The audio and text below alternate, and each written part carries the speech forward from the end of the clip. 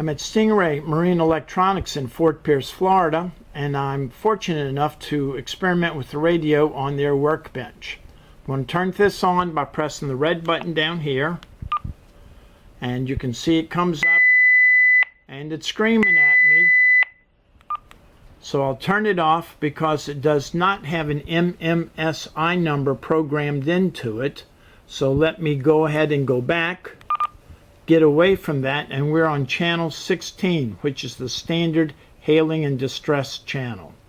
So let's scroll up and down the channels.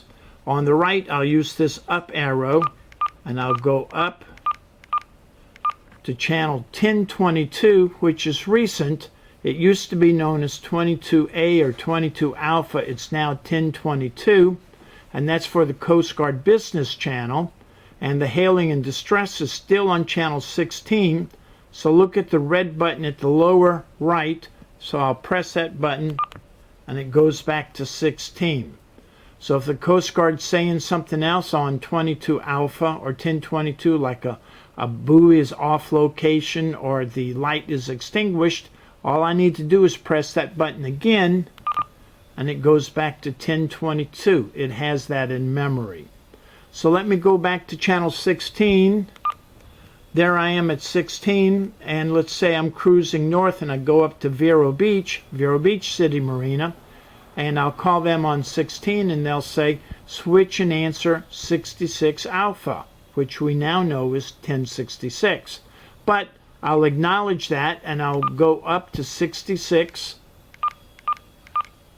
66 Alpha is no longer available on the new radios because it's now 1066. We'll talk on 1066. I'll say clear and I'll stand by channel 16. I'm on 16, and then later on I'll call them and say I need a deckhand to help me get into my slip. They'll say go back to 1066. Press the red button again, 1066. We can have a leisurely conversation about what to do, what side of the pier, etc. I need that deckhand to help me. And when I'm finished that communication, I'll go back to 16 again. And there we go. So we're standing by on 16. Yeah, waypoint. I'm coming up on your starboard. On your port. Sorry about that. I'm past you with slow minimum wake. How do you copy? Copy, fine. I'll back down. Thank you. And this is the reason you always want to monitor 16. What we just heard was somebody in the Fort Pierce Intracoastal Waterway wanting to overtake somebody, so the slower boat agreed to slow down more so the faster boat can go around him without causing a big wake. Let's check the weather.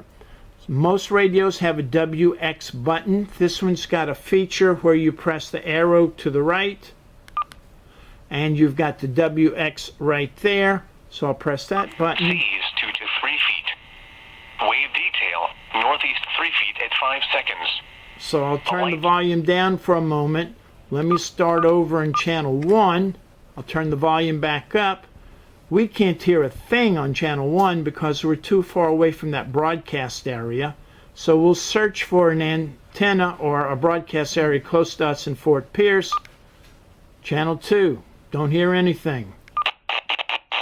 Channel 3, we're on the outer fringes. Northeast 2 feet at 7 seconds. And channel 4 is the magic Mostly channel smooth for on us the here in intracoastal Fort waters. Pierce. Sunday. I can go up to channel 5, which is probably up towards Melbourne or Daytona Beach. Not doing us any good right now, so I'll go back to channel 4. Southwest winds 5 to 10 knots, becoming west after midnight. Seas 2 feet. Mostly smooth on the intracoastal Turn the waters. volume down, Monday. and I'll go back to channel 16. So there, we're standing by, ready to receive or hear any messages, anybody trying to call us by our boat name, by our buoy number, whatever we're near to, or any marina that we need to call in to have fueling or pump out. If you've got questions about radios, ask Captain Chris.